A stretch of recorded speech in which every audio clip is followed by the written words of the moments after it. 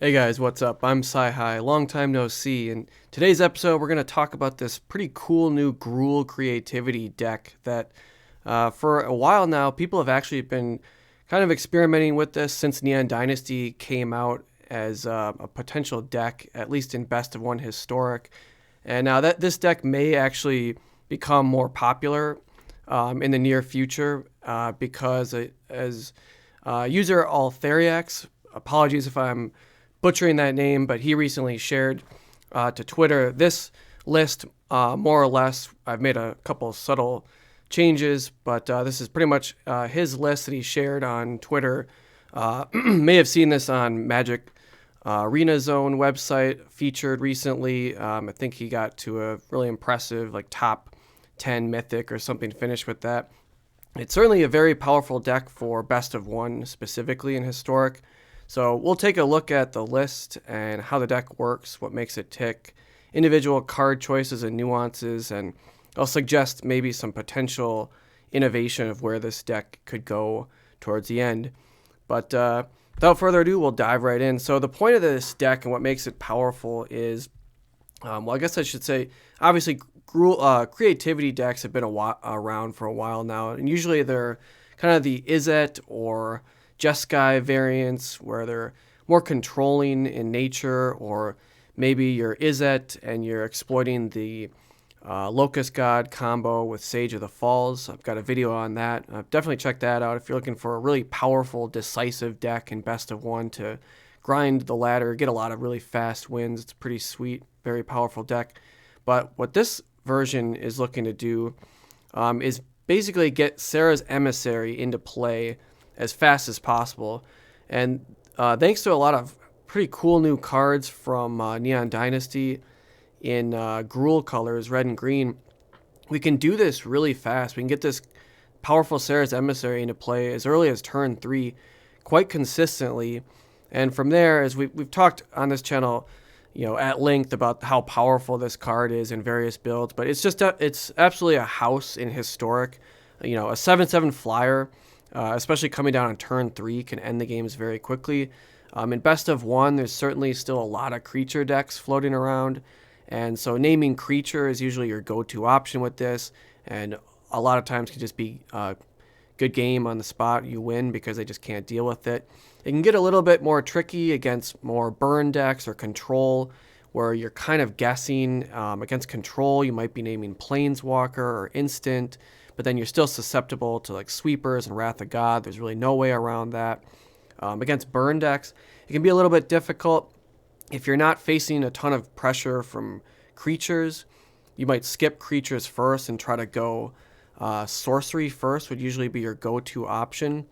Obviously, Instant would be another thing to name, but I try to shy away with Instant, as we'll explain why as we look at some of these card choices further. But that's the deck in a nutshell, just getting Serra's Emissary into play and riding it to victory as fast as possible. But the cool thing about this deck, it's not completely all in on the combo of just putting a Serra's Emissary into play as fast as possible. If that breaks down and that combo gets shut down and it's broken up, we can't get that into play, this deck still has some game and can play a respectable, fair game with some powerful new Neon Dynasty cards, as we'll take a look at now. But we'll start from the 1-drops like usual. 4 Strike It Rich. Big fan of this card. You're making treasure tokens to up your mana base, be able to cast Indomitable or Transmogrify more quickly, as well as making treasure tokens to potentially target with Indomitable Creativity to ultimately get your Serra's Emissary into play. But so we got 4 Strike It Rich. Big fan of this card. But now we get to some interesting new cards to this type of archetype in the 2-drops. Careful Cultivation. We'll talk about that first. Actually, 3-drop Enchantment Aura. Enchant artifact or creature as long as an enchanted permanent is a creature. It gets +1/+3 and has reach, and add 2 green. That ability doesn't get used that often, so we'll skip that for now and talk about the channel ability, which is what really sets this deck apart and what is the big enabler for getting the Serra's Emissary to play as early as turn 3. But so with channel, 1 green, 1 colorless, we discard Careful Cultivation, create a 1/1 green human monk, creature token that has add green. Now that's pretty cool and unique because not really a lot of effects have existed that create a token creature that can also add mana. So that's a really cool new addition to this archetype, in that what we'll often look to do is, even if we don't have a strike at rich, but we just have a Careful Cultivation, we channel this at the opponent's end step. We get that 1/1 green monk that can add green. And now in the third turn, provided we have 3 red mana, plus this, we can have 4 mana, and we can Transmogrify or Indomitable Creativity, the monk token. And that's just a fast, easy avenue to get a turn 3 Serra's Emissary as fast as possible. Also cool channel ability. It's an ability, so it can't be countered in the traditional sense. So most of the time you'll be looking to channel Careful Cultivation to do that play pattern that I just described. Now the enchanting and artifact or creature aura side of this doesn't really come up all that often. I've played this deck for several hours now, so I'm confident I have enough knowledge and experience to kind of explain the nuances and patterns that you'll see on the ladder. But there are occasions where you will actually cast this as an aura on a creature. Probably the most common is when your opponent's at like 8, and you've got a Serra's Emissary in play, and just enchanting it with the aura to get the +1 power for the win is probably the most often time when you'll play this. It doesn't come up that often, but it is something that is relevant from time to time. And then even more or less relevant, there are some very niche spots where sometimes you're just desperate for a creature to block and be able to survive something. So buffing the toughness of this is relevant, but it's not often. But most of the time, if you're actually using the aura side, it's just to kill your opponent outright. Or something weird has gone in the game and you're like desperate for 2 green. But really, those are very niche situations. You're almost 99% of the time you're channeling the Careful Cultivation. Similar to its effect, we've got Verdant Command, which is really cool card. 1 green, 1 colorless, instant. It's got multiple modes. We get to choose 2, and every one of these modes is relevant in the format right now, which is awesome. But the most widely used ability we're looking to use on Verdant Command, of course, is to make more tokens to target with our Transmogrify and Indomitable Creativity to get the Serra's Emissary into play. So oftentimes we can talk about the modes real quick. So the modes are that you target a player, most likely yourself, to create 2 tapped 1/1 green squirrels. Also, you can counter a loyalty ability of a planeswalker, exile a card from a graveyard, or make target player gain 3 life. So some of the most common abilities, certainly the making the squirrels is the most likely thing you're always going to be doing with this card, except for other niche situations. You're just looking to get squirrels on the battlefield to target with your spells to make the Serra's Emissary. But the countering a loyalty ability of a planeswalker is absolutely huge. Countering Ugin's ultimate, Teferi trying to tuck something. The list goes on and on. I don't need to name every possible thing you could counter this, but you can use your imagination. There's so many powerful planeswalkers. This can often catch people by surprise. Even maybe you're up against some weird artifact combo deck and they have Karn. Stopping them from searching and finding the artifact they need with Karn can be huge. So that's a very useful ability as well. We also have exile a target card from a graveyard. Very awesome to have, just kind of have this effect and ability for free. And at instant speed, nonetheless, is huge.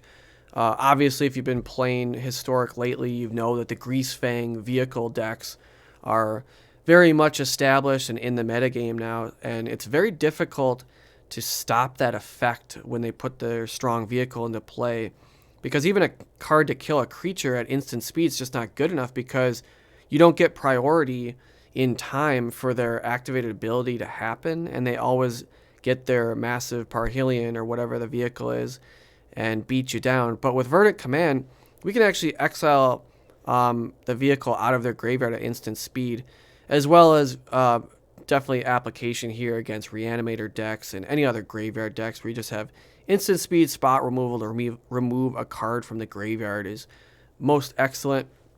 Lastly, we've got the target player gains 3 life. Certainly welcome against burn and other decks, just padding your life total. Having the option to gain life when it's needed is very good. But I mentioned earlier, like against a burn deck, where it can be tricky to know what to name because usually, a burn deck isn't so heavy on creatures. They've got very balanced lists of sorceries, instants, creatures, as well as even lands like Ramanap Ruins that can deal damage to you. So Serra's Emissary isn't necessarily like a silver bullet against a burn deck. It can be very difficult to know what to name. But I suggested earlier naming sorcery if you're not facing heavy creature pressure at the moment. The reason why I would go sorcery over instant first is because something to be aware of in this deck, which you can get burned a little bit by if you're not careful.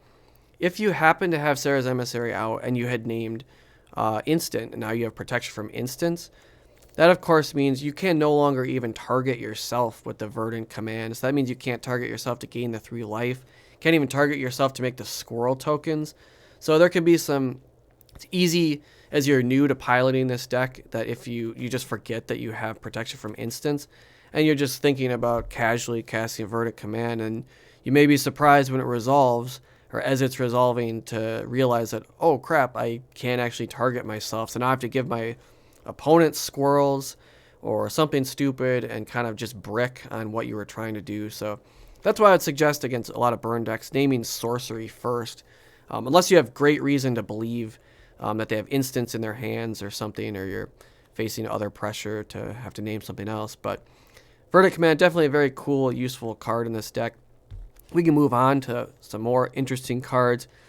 2 new, again, a lot of just new Neon Kamigawa cards that made this deck possible. But these 2 cards are very cool, these sagas that further establish this archetype. Fable of the Mirror Breaker, 3 mana saga. Immediately when it comes into play, you create a 2/2 red goblin shaman creature that has, whenever this creature attacks, you create a treasure token.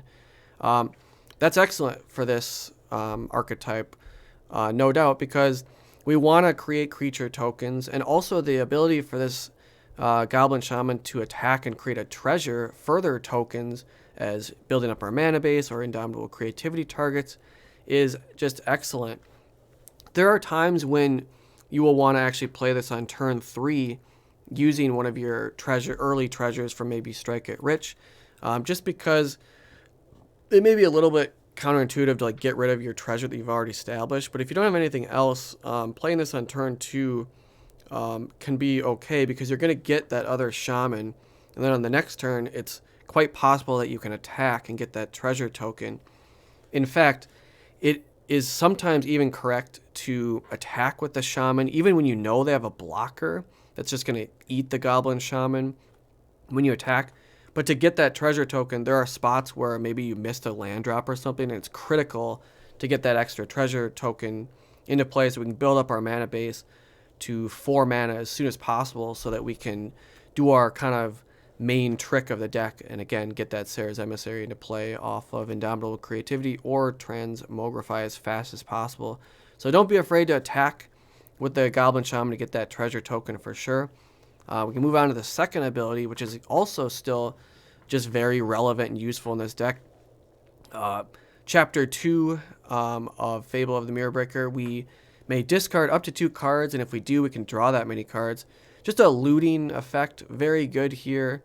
There are times when you may have Serra's Emissary in hand, and there's just it's not looking likely that you're going to be able to cast it this game. Cycling those out, drawing 2 new relevant cards can be huge. Again, maybe you don't have the Indomitable Creativities in hand yet. Cycling cards, just find what you need to go off as fast as possible and get Serra's Emissary into play can be very relevant. So that ability is very welcome and good too. Lastly, we get to the third ability, and this is really cool and interesting.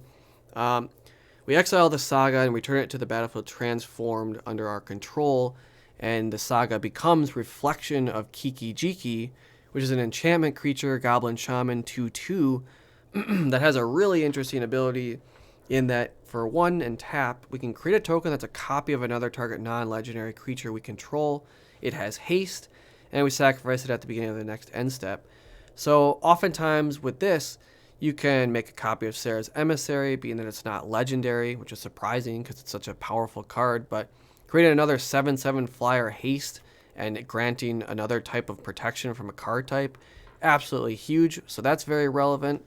Not to mention, this is another creature that you can potentially target with Indomitable Creativity.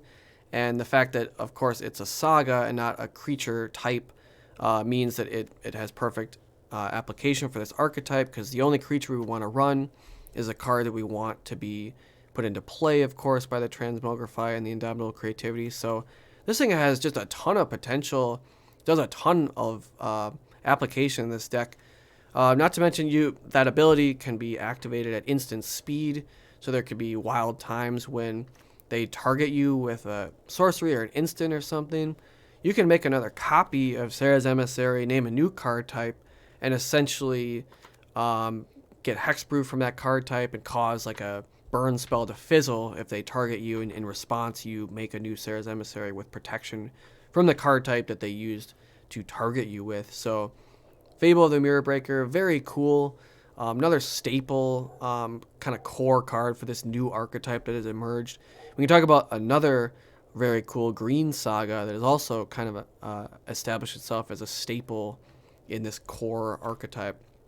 Jugan Defends the Temple, also 3 mana. Immediately we create a 1/1 green human monk. Similar to the Careful Cultivation, it's a 1/1 monk that can also tap to add green. So that's huge, just further expands our game plan of getting mana and targets for the Indomitable Creativity and Transmogrify. Second ability, not as insanely relevant, but we do get to put a +1/+1 counter on each of up to 2 target creatures. So again, that's all fine, dandy. If things are breaking down and our main game plan didn't work, we can still continue to play a fair game plan with Jugan Defends the Temple. We can buff up some of the tokens that we may already have, make them stronger to be able to attack. Finally, we get to Chapter 3, and similar to the Fable of the Mirror Breaker, this also has the great effect of not being a creature, but transforming into a creature that we can target with our creativity. And Remnant of the Rising Star, what it turns into is particularly really cool. A 2/2 flying dragon spirit. And whenever another creature enters the battlefield under our control, we may pay X. When we do, we put X +1/+1 counters on that creature. And then it's got another clause. As long as you control 5 or more modified creatures, Remnant of the Rising Star gets +5/+5 and trample. That's rarely going to come up, but it's definitely dope if it does, to get a 7/7 flying trampling dragon. But like I said earlier, like the cool thing about this deck is if the main game plan fails, we're not like so all in on it. We can still fight a respectable game. Now we have a 2/2 flying dragon, and maybe we've just got a lot of mana built up. As we put additional tokens and creatures into play, we can just sink all of our mana into this ability to greatly buff that token or whatever the next creature is that came into play. It's also not legendary, so like maybe you have another Remnant of the Rising Star coming into play and you just pay X and start buffing all your creatures that way. So very cool card for sure. Obviously talked about the Indomitable Creativity, Transmogrifies. Again, be careful with these. The big weakness of these types of decks is your opponent can, of course, target with instant speed effects, kill the creature you target, and that's a total blowout. You know, it's going to cause your spell to fizzle. You're not going to get to put in Serra's Emissary. So generally speaking, we want to target our artifacts if we can, because in best of one, it's just a little bit more likely that they're going to have a way to kill our creatures and not our artifacts. So it's a little bit safer. Obviously, best case scenario is your opponent's tapped out when you try to go for this power move. But again, it's just so powerful that you can just win a lot of games by getting this Serra's Emissary into play in turn 3 very, very consistently with this deck. There's a lot of ways to get there, but I mentioned the most probable and easiest way is just using Careful Cultivation. Very easy, just 2-card way of getting this into play in turn 3. So that's really the core of the deck that we covered. If there's any flex spots, I would argue it is these 3 Chandra Torch Planeswalkers in here. Now, the build that was shared on Magic Arena Zone and by Alf had 3 Chandra Torch of Defiances. certainly get behind that. Very powerful card. Adding additional mana is relevant. All abilities are strong on this. The ultimate can win the game as another backup plan. You can get this into play as early as turn 3, of course, with the Strike It Rich. That's very powerful. It's a good card against control as well, to try to just keep excellent cards, dealing damage, getting card advantage that way, but most importantly, building up to that ultimate, which can be lights out for a lot of decks, especially control. They just can't, there's no way to deal with an emblem once you've established it. But I've actually made one minor adjustment. I'm a huge fan of Chandra Awaken Inferno, so I added one of these to the list instead of the 3 full Chandras. There are spots where I believe Chandra Awaken Inferno is better. There's so many strong control decks in the format right now, especially Azorius control, and they have so many counter spells and stuff.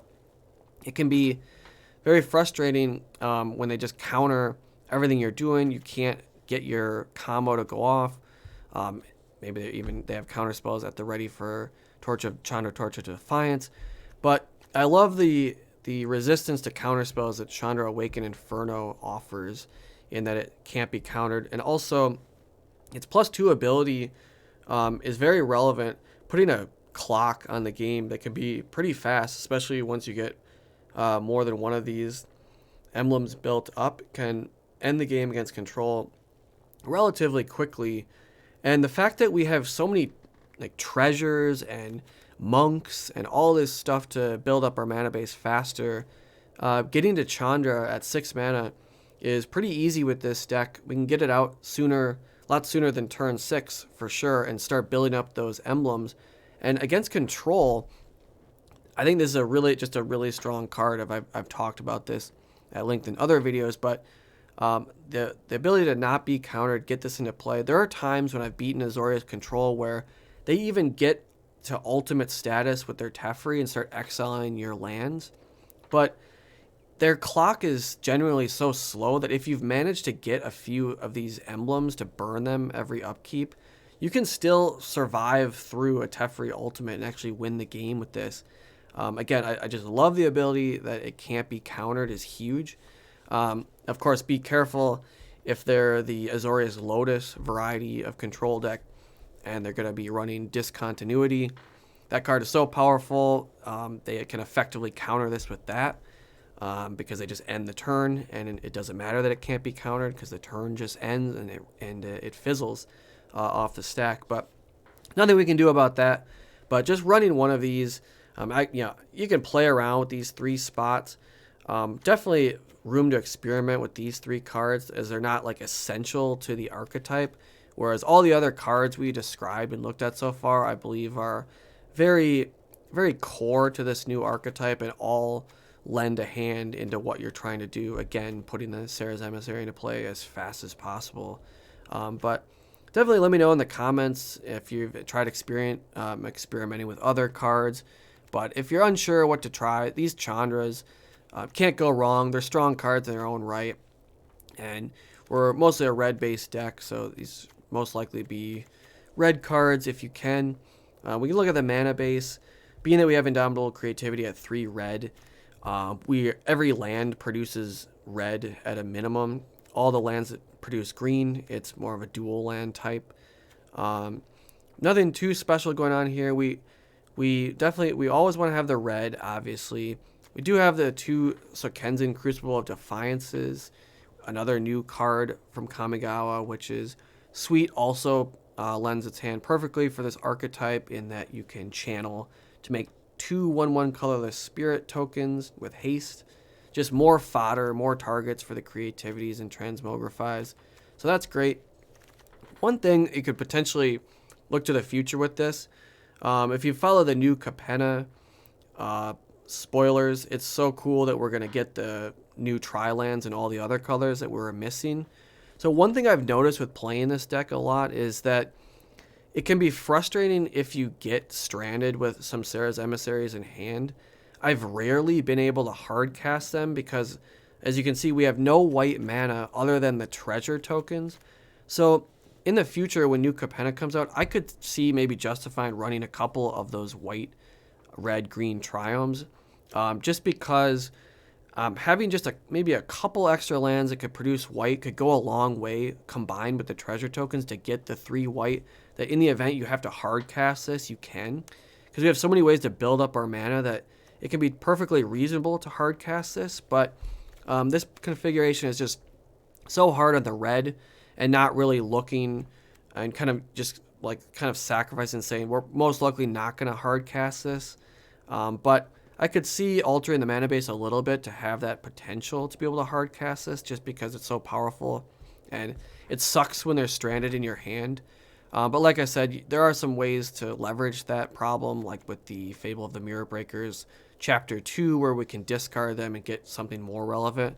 But something to think about.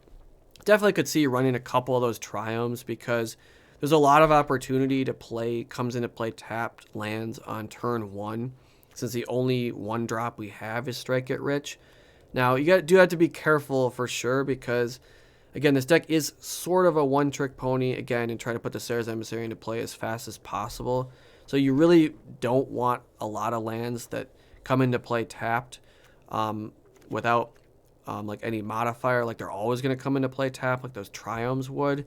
But I could see maybe squeezing in a couple, or even other types of lands that have the possibility of producing white, maybe like a Sacred Foundry or something. Just because it does, I've noticed it does, I've gotten into a lot of spots where I wish I had one more access to white, and I would have been able to cast this. So I think that's something that could be explored with if you're curious about this deck and want to try it out.